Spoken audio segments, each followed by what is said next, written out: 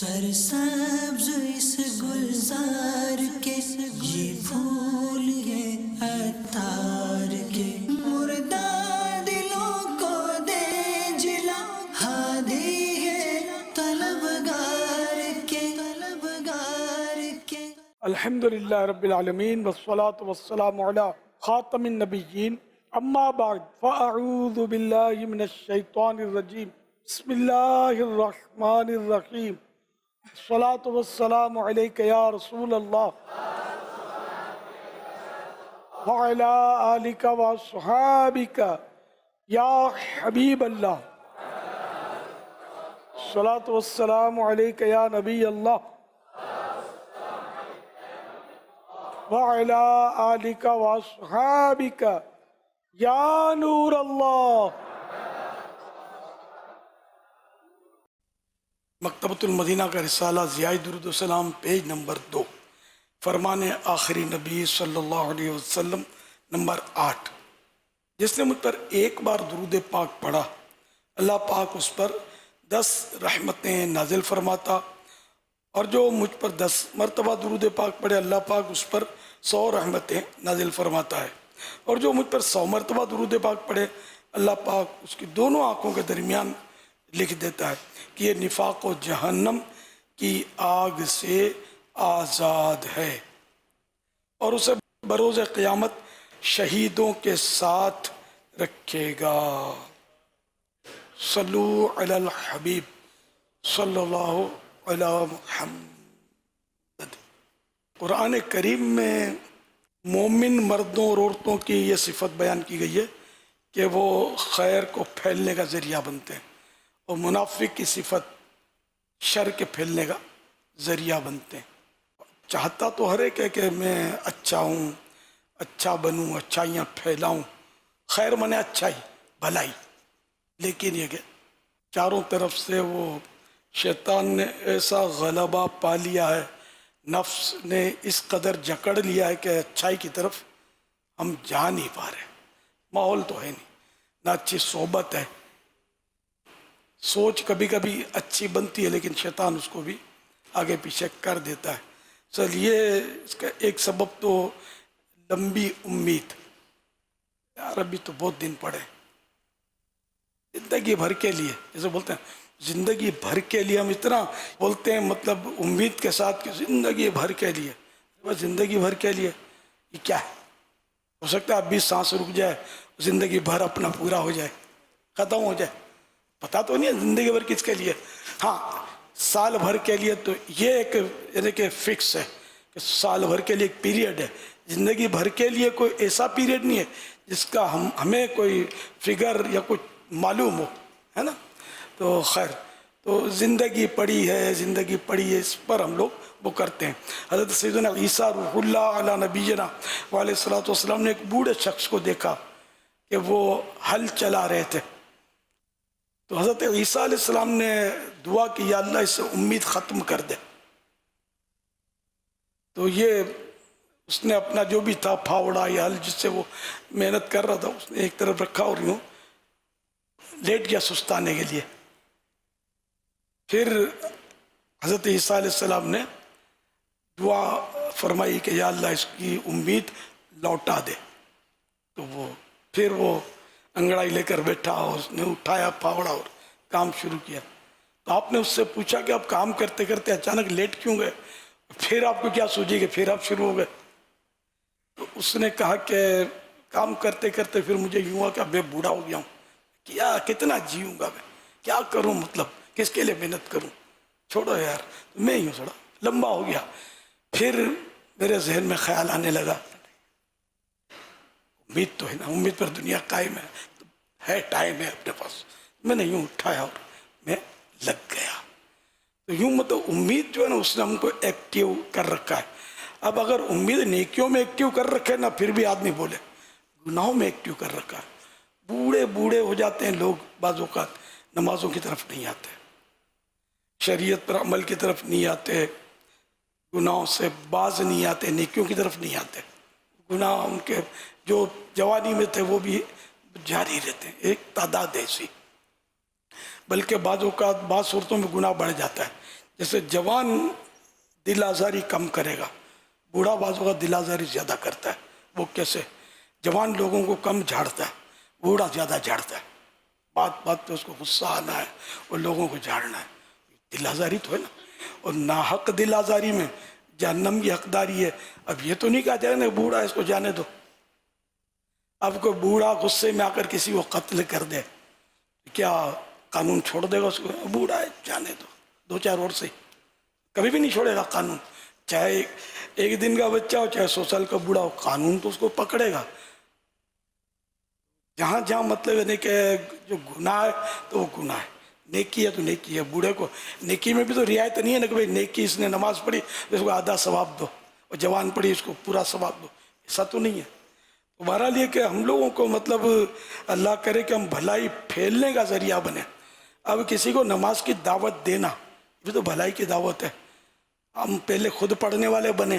مشکل تو یہ نا کہ اپنے سے بھی نماز ہم میں سے کتنے پڑھتے ہیں، یا پڑھتے ہیں تو پابندی سے کتنا پڑھتے ہیں، بعد جماعت کتنا پڑھتے ہیں، کون سی نماز میں مسجد میں حاضری ہوتی ہے، کون سی نماز میں آفس میں حاضری رہتی ہے، کون سی نماز مصروفیت کی وجہ سے یا نیند کی وجہ سے، یہ سب سمجھ سکتے ہیں۔ تو ہم بھی پابندی سے نماز پڑھیں، اپنی آل اولاد کو، بال بچوں کو، اپنے ملازمین اگر ماتحت ہیں ان کو، اڑوس کو، پڑوس کو، ہم سب کو نماز کی دعوت دیتے رہیں۔ یہ بھی ایک خیر پھیلنے کا ذریعہ، بھلائی پھیلنے کا ذریعہ، کہ نماز کو جو صحیح معنوں میں پکڑ لے اور نماز بھی اس کی ہو درست۔ تو قرآن کریم میں بشارت موجود ہے، ان الصلاۃ تنہی عن الفحشاء والمنکر، بے شک نماز بے حیائیوں اور برائیوں کے کاموں سے منع کرتی ہے، روکتی ہے۔ تو انشاءاللہ مطلب ہے کہ نیکی کا دور دورہ ہو جائے گا۔ تو یہ بہت بڑی بھلائی ہے نماز، اس کو ہم نے بدقسمتی سے چھوڑ رکھا۔ میرے خیال میں اگر ہم پاکستان کا بھی لیں تو کوئی 3-4% مسلمان نماز پڑھتے ہوں گے، کہاں پڑھتے ہیں؟ اور اگر درست نماز پڑھنے کی بات ہے تو شاید ہزاروں میں کوئی ایک پڑھتا ہوگا۔ نوٹ گننے کی بات ہے یہاں تک تو ایک بھی نہیں ملے گا جس کو نوٹ گننا نہ آتا ہو۔ نوٹ کی سب پہچان، روپوں کی سب پہچان، ہاں قرضہ لے کر بھولنے والے ملیں گے، شاید کسی کو دے کر بھولنے والے مشکل ملیں گے، ہے نا۔ تو یعنی جہاں ہمارا نفس ہے، جہاں ہمارا مفاد ہے، برابر یاد رہتا ہے، نہیں رہتی تو یہ نیکیاں یاد نہیں رہتی۔ حافظہ کمزور ہے، قرآن پڑھتا ہوں بس پڑھا نہیں جاتا، اتنے دن سے کوشش کر رہا ہوں، اتنے ماہ سے کوشش کر رہا ہوں، صحیح پڑھنا آتا ہی نہیں ہے۔ تو بھائی اتنا نوٹ گننے میں تم نے انعامات کیا تھا اور سیریس ہوئے تھے، کیا قرآن سیکھنے میں بھی سیریس ہوئے اتنے جو تمہیں آتا؟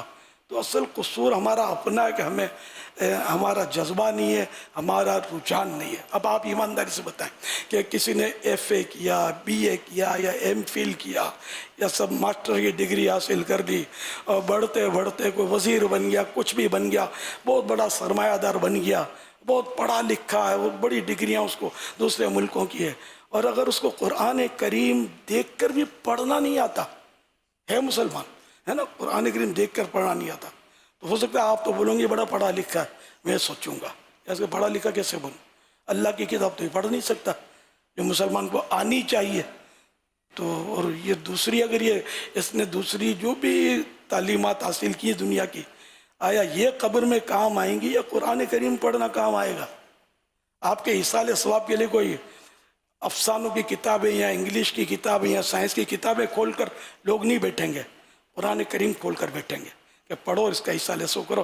لیکن آپ نے چونکہ سیکھا نہیں، آپ کی اولاد جو خالی بیٹھے گی دانے وغیرہ بچھے ہوئے اس پہ، وہ کیا پڑھنا ہے اس کو پتہ نہیں ہوگا، تو کان میں پوچھ لیں گے کہ یار کیا پڑھتے ہیں اس میں۔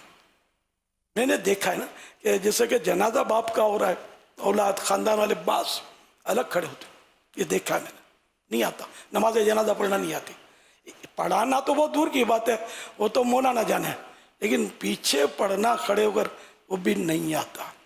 اب پھر بھی ہیں بڑے لکھے صاحب کیا تو وہ فلاں ڈگری ہے، فلاں ڈگری ہے، یار اس ڈگری کو چولہے میں ڈالیں، اچار بنائیں، کس کام کی ہے؟ کیا یہ ڈگری ہم کو جنت میں لے جائے گی یا قرآن کریم ہم کو جنت میں لے جائے گا؟ نماز جنت میں لے جائے گی یا ہمارا مطلب کاروبار، وسیع کاروبار، ہمارا سرمایہ یا ہمارا عہدہ منصب یہ ہمیں جنت میں لے جائے گا؟ اب میری باتیں ہر مسلمان کے دل کو تو لگتی ہوں گی، یار بات تو صحیح کرتا ہے، تو اب اگر بات صحیح کرتا ہے تو دیر کائی کی، انتظار کس کا؟ اس کو نہیں آتا وہ لگے سیکھنے، قرآن کریم سیکھنا شروع کرے. نماز نہیں آتی ہے تو نماز سیکھنا شروع کرے. ذرا سیکھنے سے آئے گا، خود بخود تو نہیں آئے گا.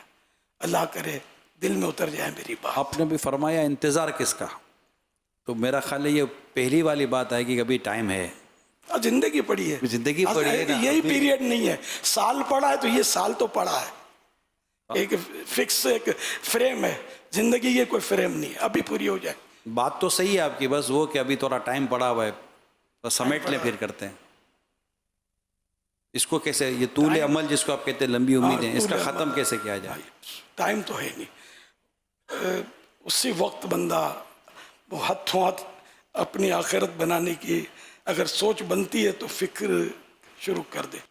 بس علم دین ہو، قرآن کریم کی تعلیم ہو، اور جب اپنی یہ ضرورت کے علوم مکمل ہیں جو جن کی ضرورت ہے، جو فرض علوم ہے، تو بے شک وہ دنیاوی علوم، کاروباری علوم یا جو بھی ان کی بھی ضرورت ہے بے شک وہ بھی حاصل کرے. اس سے تو سارے کو منع نہیں ہے، لیکن یہ کہ جو اصل کرنے کا ہم وہ نہیں کر رہے نا، صرف وہی کر رہے ہیں.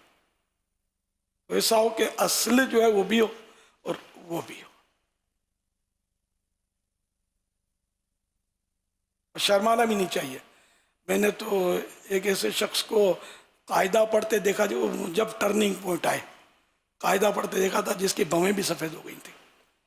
100 سال کے آس پاس عمر ہوگی میرا خیال اس کی. قصابان مسجد میں جن دنوں آنا جانا ہوتا تھا اپنے گلزار حبیب کے پاس، بالکل بوڑھا آدمی تھا، قاعدہ لے کے بیٹھتا تھا، ایک اپنے سائیں بھائی کے پاس پڑھتا تھا. جذبہ آپ تو پتہ نہیں، اس کی مشکل ہے، بہت پرانی بات کر رہا ہوں، 20-30 سال پرانی بات کر رہا ہوں. ہم سب کو یہ سیکھنا چاہیے، اس کے لیے ماحول بھی ہونا چاہیے، اور عاشقان رسول کا ماحول حاضر ہے. اب تو آن لائن بھی سیکھ سکتے ہیں، زیادہ مشکل نہیں ہے.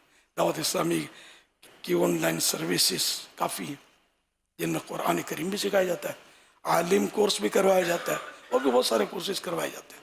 آدھا گھنٹہ بھی دے روز کے تو بہت کچھ سیکھ سکتا ہے آدمی.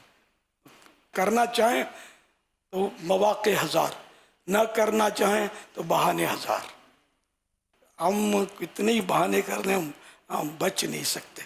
وہ ایک مچھلیاں پکڑنے والے نے کانٹا پھینکا تھا دریا میں، اور اس میں ایک مچھلی اٹک گئی، کانٹا نگل لیا اس نے. اب وہ ادھر ادھر پھدک رہی ہے، بھاگ رہی ہے. تو مسکرا کر وہ ماہی گیر کہتا ہے مچھلی پکڑنے والا، جتنا دوڑنا ہے دوڑ لے، جب میں نے تیری ڈور کھینچنی ہے تو نے آنا تو میرے پاس ہے. تو یہاں یہ درس ہے کہ ہم سب نے موت کا کانٹا نگل لیا ہے. اب ادھر ادھر لاکھ بھاگ لیں، دنیا بھر میں اپنا کاروبار جما لیں، سرمایہ اتنے جمع کہ سونے کی اینٹیں جمع کر لیں، لیکن جب ڈور کھینچے گی، جب گیا دنیا سے سکندر خالی ہاتھ تھا، کچھ بھی ساتھ نہیں آئے گا. ساتھ نیکی جائے گی جو کام آئے گی، گناہ ساتھ آئیں گے جو پھنسائیں گے، پریشان کر دیں گے. اس لیے قبر میں ساتھ لے جانے کے لیے نیکیوں کا ذخیرہ بہت ضروری ہے، اور کوئی مسلمان اسے انکار بھی نہیں کرتا. اللہ کرے کہ غفلت کی نیند سے ہم بیدار ہو کر آخرت کی تیاری کرنے والے بنے. یا سیدی، اس وقت ہمارے ساتھ اس رمضان ہال میں کراچی کے کافی بڑے تاجران ہیں، اور ان میں اکثر وہ ہیں جو دعوت اسلامی کے ساتھ تعاون کرتے ہیں. نارملی کبھی کبھی خیال بن جاتا ہے کہ ہم نے چونکہ زکوٰۃ دے دی، ڈونیشن دے دیا، تو ہم نے تو تعاون بھی کر دیا، خدمت بھی کر لی، تو ہمارا کردار as a business man, as a تاجر یہی کافی ہے کہ ہم دعوت اسلامی والوں کو مالی سپورٹ کر دیں، پھر ہمارے لیے سب کچھ بہتر ہو گیا، یا خود بھی پریکٹیکلی بھی کچھ کرنا ہوگا؟ چندہ بھی چاہیے، بندہ بھی چاہیے. تو مسجدیں بھی تو بندے بھریں گے نا، چندہ تھوڑی بھرے گا. ہم مسجد بنا لیں گے، یہ چندہ دیں گے تو بھرے گا کون اس کو؟ تو یہی بھریں گے ظاہر. تو اس لیے وہ خالی والا کام تو دعوت اسلامی والے کر لیتے ہیں نا. آپ لوگ یہ کام کر لیں، ہم سے چندہ لے لیں، تو ہمارا کام تو پورا ہو گیا. تو یہ کون سی مخلوق ہیں پھر؟ جیسے ہم تو انسان ہیں الحمدللہ. اب اگر یہ کوئی اور مخلوق ہے آپ کو چندہ دینے والی، پھر اس کو سمجھاتے ہیں ان کی زبان میں. تو ہر حال یہ کہ ہر حوالے سے ہم کو مطلب وایا مدینہ جنت کی طرف سفر جاری رکھنا ہے. समझे। तो चंदा देकर भी, पैसे देकर भी, दीगर इबादत में हिस्सा लेकर भी, अल्लाह के दीन के लिए वक्त देकर, भाग दौड़ करके गरीबों की मदद भी करनी है, तो फिर मालदारों के साथ भी उसने सलूक करना है, अपने ख़ानदान वालों के साथ भी सिले रहमी करनी है, सबके साथ पड़ोसियों का भी ख्याल रखना है, और हर तरह से मतलब इन्हें कि प्यारे आका सल्लल्लाहु अलैहि वसल्लम की दुखियारी उम्मत के साथ शाना बशाना मिल के चलना है। और कारोबारी आदमी ये खुद मिसालें देते हैं कि अंडे एक ही बास्केट में ना रखे जाएं। अगर एक ही बास्केट में अंडे रखेंगे तो बास्केट गिरी तो सारे अंडे चले गए। तो ये 10-12 बास्केटों में मुख्तलिफ अंडे फैला कर रखते हैं कारोबार में। तो ये अपना इन्वेस्टमेंट 10-15 कारोबार में लगा दे, कोई एक गया तो बच जाए।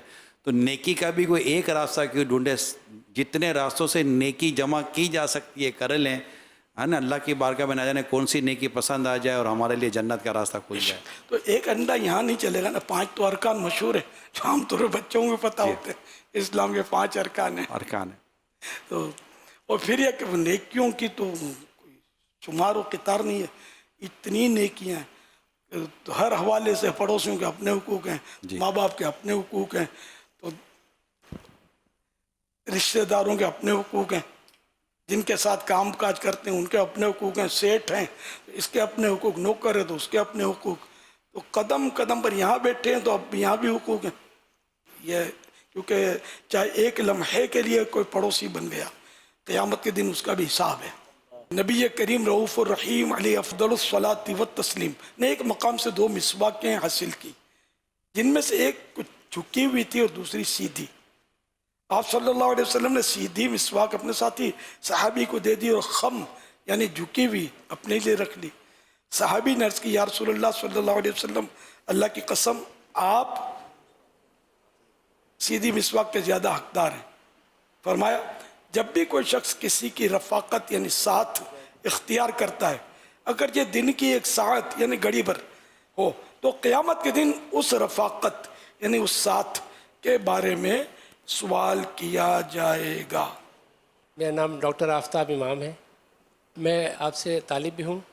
मेरा हज़रत साहब सवाल ये है कि बाज़ दफ़ा तहज्जुद भी कायम हो जाती है, बहुत अरसे सालों चलती है, नमाज भी कायम हो जाती है, आँख भी फ़ौरन खुल जाती है, फिर एक सुस्ती आ जाती है, कोई वो चीज़ ख़त्म हो जाती है, फिर दोबारा शुरू हो जाती है। ये क्यों कर होता है? इसी तरह नमाज में कहीं बहुत लुत्फ़ आता है, कभी कभार जो है ना बिल्कुल ही ख़ैरात आते हैं या जल्दी नमाज पढ़ लेते हैं, कोई काम होता है। तो ये मैं चाह रहा था अर्ज़ करूँ कि ये किस तरह ये हम दायमी तौर पर कायम कर सकें अपनी ज़िंदगी में। इस्तिकामत तो अब ये नसीब वालों को मिलती है। अल इस्तिकामत फ़ौक़ल करामा, ये बुज़ुर्गों का मक़ूला है कि इस्तिकामत करामत पर भी हावी है बढ़कर। इसके लिए जिद्दोजहद जारी रखनी चाहिए। और इमाम गज़ाली रहमतुल्लाह अलैह और दीगर बुज़ुर्गों ने भी लिखा है कि एक बुज़ुर्ग कहते हैं कि मैं 20 साल तक कुरान पढ़ता रहा या इबादत करता रहा, रियाज़त करता रहा और कोशिश करता रहा, दिल नहीं लगता था। फिर मैंने उससे 20 साल नफ़ा उठाया, यानी 20 साल के बाद मेरा दिल जमा। तो यूँ मतलब कोशिश मुकम्मल हो। अस्सायु मिन्नी वल इत्मामु मिनल्लाह, ये मुहावरा है कि कोशिश मेरी तरफ से है और तकमील न कंप्लीट करना वो अल्लाह की तरफ से। हम अल्लाह की रज़ा के लिए इखलास के साथ हम मतलब अपना अमल जारी रखें, न अमल थोड़ा हो लेकिन मुसलसल हो, वो अच्छा है। तो कोशिश करते रहेंगे, अल्लाह पाक से दुआ भी इस्तिकामत की करते रहेंगे तो इंशाअल्लाह इस्तिकामत भी मिल जाएगी, दिल भी लग जाएगा। अस्सलाम वालेकुम हज़रत जी, मेरा नाम ज़ीशान लोहिया है और वालेकुम अस्सलाम व रहमतुल्लाहि व बरकातुहू। हम कारोबार करते हैं और हम कैसे अपने कारोबार में दीन के अमल को जारी रखें और सुन्नत के मुताबिक दुनिया और आखिरत अपनी अच्छी कर सकते हैं और लोगों से मामलात और अच्छे हो जाएं। तो इसके लिए कोई आप हिदायत करें, कोई बात हमारे लिए सदके जारिया बन जाए। पहले तो कारोबारी हजरात को चाहिए कि अपना कारोबार स्कैन करा लें, क्योंकि कई शिक़ें ऐसी होती हैं इनकी, بعض اوقات لوگ شرائط بھی رکھتے ہیں، طرح طرح کی شرائط رکھتے ہیں کاروبار میں، ملازمین کے ساتھ، تو گاہکوں کے ساتھ، کسٹمرز کے ساتھ شرائط رکھتے ہیں، یہ ہوا تو یوں، یہ ہوا تو یوں. تو یہ شرائط بھی کئی اس میں غلط ہوتی ہیں، غیر شرعی ہوتی ہیں. تو پہلے تو اپنے کاروبار کو اگر آخرت ہی بنانی ہے، جیسے کہ آپ نے سوال کیا، تو کاروبار کو اسکین کرا لیا جائے. دارالفتہ اہل سنت ہماری رہنمائی کے لیے موجود، کوئی پائی پیسے تو لیتے نہیں ہے، تو ان سے ٹائم لے کر، بلکہ ان کے ٹائمنگ تو موجود ہوتے ہیں، وہ ورکنگ ٹائم ہوتے ہیں، تو ان میں یہ مل سکتے ہیں. ان کے ساتھ بیٹھ کر وہ اپنے جو بھی شرائط اگر مرتب کیے ہیں، پارٹنرشپ کے شرائط یا وغیرہ، تو یہ اسکین کروا لیں. اور نفع کی کوئی وہ حد نہیں ہے، جیسے عوام بولتے ہیں کہ آٹے میں نمک کے برابر نفع حلال باقی حرام. تو یہ عوام کا فتویٰ ہے، علماء کا فتویٰ نہیں ہے. نفع کی کوئی قید نہیں ہے. البتہ مسلمانوں کے ساتھ خیر خواہی کرنی چاہیے، ہمدردی کرنی چاہیے. کوئی غریب آیا تو اس کو رعایت کر دے بندہ، اور اگر کوئی سید صاحب آ گئے تو وہ تو ہیں، انہی کے آقا کا تو صدقہ کھا رہے ہم لوگ، ان کی تو خاص رعایت ہو، ہے نا. اور ان کو تو ہو سکے تو اگر ہو سکے تو ویسے ہی نظر کر دیا جائے. اگر یہ قبول کرنے تو ان کا احسان. یہ ایک محبت کی باتیں کر رہا ہوں میں، باتیں درست بھی ہیں. غریبوں کے ساتھ رعایت کریں گے، سیدوں کی خدمت کریں گے، تو انشاءاللہ ہمارا گھاٹا نہیں ہوگا. اللہ ہم کو نوازے گا، سیدوں کے نانا جان ہم کو نوازیں گے، اور دنیا میں بھی دھوم ہوگی اور آخرت میں بھی انشاءاللہ موج ہوگی انشاءاللہ. باقی یہ کہ اپنے جو بھی ملازمین ہیں یا گاہک، ان کے سب کے ساتھ حسن سلوک. قرضے کے تعلق سے بھی یہ ہوتا ہے کہ قرضہ دیا اور اب پتہ ہے ہم کو کہ اگلا تنگ دست ہے، تو پھر اس کو مہلت دے دی جائے، اس کے ساتھ بے جا سختی نہ کی جائے. پھر وہ جھوٹے وعدے کرے گا، اب ہے ہی نہیں بیچارہ، بھر نہیں پاتا. ایسے ہوتے ہیں، سب ایسے نہیں ہوتے، لیکن ایسے بھی ہوتے ہیں کہ اگر وہ ہے پیسے والا بھی ہے نا، تو اس کے پیسے کہیں اور پھنسے ہوئے ہوتے ہیں. میں نے ایسے مالدار دیکھے ہیں، میری زندگی گزری نا، کہ جیسے بہت ساری قربانیاں ایک جگہ ہوتی تھیں، بڑے جانور، چھوٹے جانور. تو اس کا بیٹا تھا، میرا دوست تھا، بولا یار ہم پر تو قربانی واجب ہی نہیں ہے، ہم لوگ اتنے مقروض ہیں، لیکن یار کیا کریں، مطلب یہ نہیں کریں تو پھر دنیا کا رکھ رکھاؤ بھی ہے نا. اور لوگ یار یہ اتنا اربوں پتی آدمی اور یہ کچھ کرتا ہی نہیں قربانی. بولا ہماری پوزیشن یہ ہے، اس نے مجھے بتایا تھا. سفید پوش ہوتے ہیں. تو بہرحال یہ کہ رعایت کی جائے، اور نماز کی پابندی، سنتوں کی پابندی، اپنے بال بچوں کے ساتھ جو بھی شریعت نے حقوق مقرر فرمائے اس کی ادائیگی، پڑوسوں کے حقوق. تو اس طرح مطلب ہے کہ علم حاصل کریں گے تو ہوگا، باقی سب معلومات ایسے ہو نہیں جائے گی. ایک سوال کے جواب سے ظاہر ہے کہ نہ یاد رہے گا، نہ سارا جواب ہو بھی سکے گا. کہ اسلام کی ہر بات تو ہم کو کون بیان کرے گا، تو بہت مشکل کام ہے. تو بہت ٹائم چاہیے اس کو، بہت ٹائم میں بھی بہت ٹائم چاہیے. کتابیں بھری پڑی ہیں، تو ان کی اسٹڈی کریں آپ. مکتبۃ المدینہ سے کتابیں لیں، بہت پیاری پیاری کتابیں ہیں. جنت میں لے جانے والے اعمال، جہنم میں لے جانے والے اعمال، اس طرح کی کتابیں بھی ہیں. تو کتابیں لیں اور مطلب اس کا مطالعہ کریں. یا لینے لانے کا مسئلہ ہے تو ویب سائٹ پر ڈاؤن لوڈ کر لیں. دعوت اسلامی کی ویب سائٹ پر پوری لائبریری ہے، ہزاروں کتابیں بھری پڑی ہیں. تو اتنا آسان ہو گیا ہے. ہم کو جب مسئلے معلوم کرنے تو میں اپنی بات کرتا ہوں. میں سفر کر کے بعض اوقات 1.25 گھنٹہ لگتا تھا 5C سے النور سوسائٹی، مفتی وقار الدین صاحب رحمۃ اللہ علیہ کے پاس جاتا تھا، مفتی اعظم پاکستان ہم ان کو بولتے تھے. 5C نمبر بس کا، آپ بس کا نمبر. تو میرے کو اب بھی مجھے اسکوٹر چلانا نہیں آتی، تو ہم بس میں جاتے تھے، 2-4 دوست مل کر. شاید کبھی کبھی 1.25 گھنٹہ لگتا تھا، اور واپسی میں خاص کر شاید 2 بسیں بدلنی پڑتی تھی.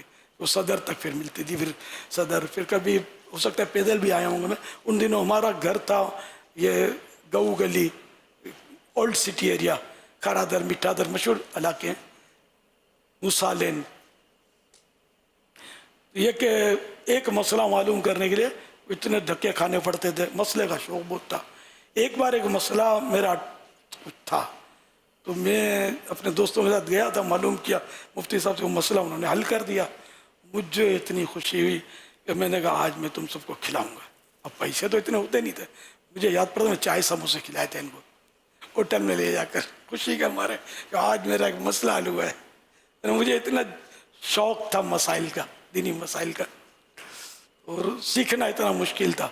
मैं जाता था, एक हमारे मदरसे में पहुंचा तो एक मुफ्ती साहब का टाइम पूरा हो गया था और वो शायद थके हुए थे, तो मैं लेट पहुंचा था। बोला ये आने का वक्त है, थोड़ा यूँ नाराज़ होने लगे। तो मैंने उनसे अर्ज़ किया कि हमने तो ये आप हजरात से ही सीखा है, फ़स्अलू अहल ज़िक्र इन कुन्तुम ला तालमून। ये आयत मुबारक मैंने पढ़ी कि तुम नहीं जानते तो जानने वालों से पूछो, जानने वाले उलमा होते हैं सर। मैं हाजिर हुआ हूँ, बिल्कुल ठंडे हो गए। अच्छा अच्छा अच्छा, बोलो क्या बोलते हो, पूछो। फिर मैंने उनसे भी कुछ सीखा। तो ये इस तरह मतलब पहले होता था कि छुट्टी के दिन जैसे इतवार है हम चले जाते थे इनके पास और घंटा 2 घंटे के पास बैठते थे। बस में कभी मुर्गा बंद कराना जाना, खड़े खड़े गर्मियों में सफ़र करना, ये सब मतलब तजर्बात हैं मुझे। तो अब इल्म हासिल करना बहुत आसान हो गया। अब तो माशाअल्लाह इन्हें एक एक हाथ में लाइब्रेरी है, मगर हम सीखने वाले नहीं है। पहले कुएं के पास प्यासे दौड़ते थे, कुएं को ढूंढते थे। अब कुआं प्यासों की तलाश में मारा मारा फिर रहा है, प्यासा दामन बचा रहा है और जान छुड़ा रहा है। तेरी वहशतों से ए दिल मुझे क्यों ना आर आए, तू उन्हीं से दूर भागे जिन्हें तुझ पे प्यार आए। आजकल हालात तो सही है, बस दुनिया के पीछे हम लोग दीवाने बने पड़े हैं। वो दुनिया ना किसी की हुई ना किसी की होगी, ना हमारी होगी, इसको छोड़ना ही पड़ेगा। हज़रत साहब, मेरा नाम मोहम्मद रफ़ीक गाडिद है। मेरा सवाल ये है हज़रत साहब कि दाढ़ी जो छोटी रखते हैं, दाढ़ी बड़ी रखते हैं, दाढ़ी का क्या तरीका है रखने का?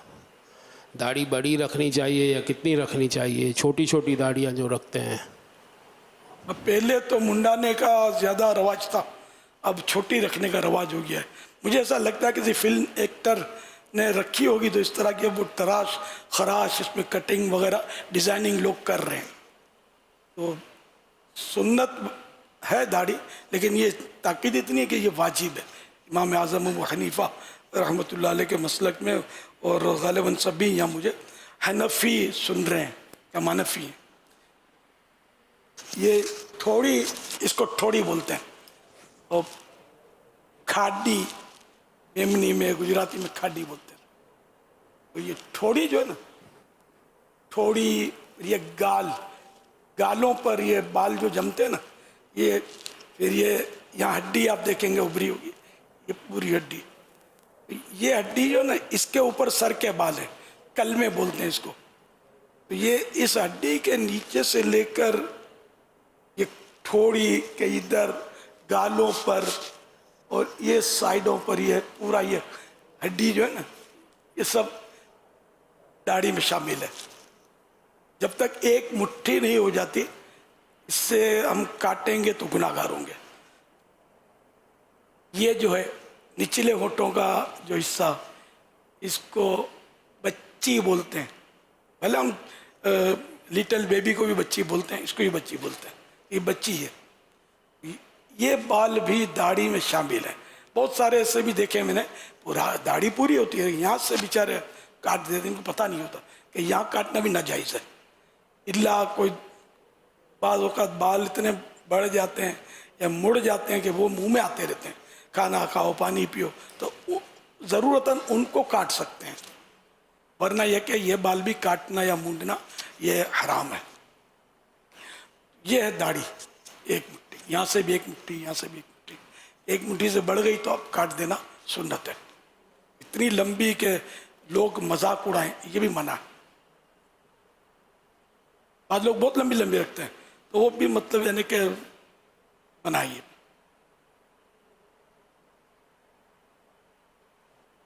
दाढ़ी मुंडाना, एक मुट्ठी से घटाना, ये हराम है।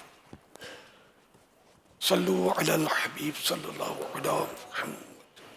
سرسبز اس گلزار کے یہ پھول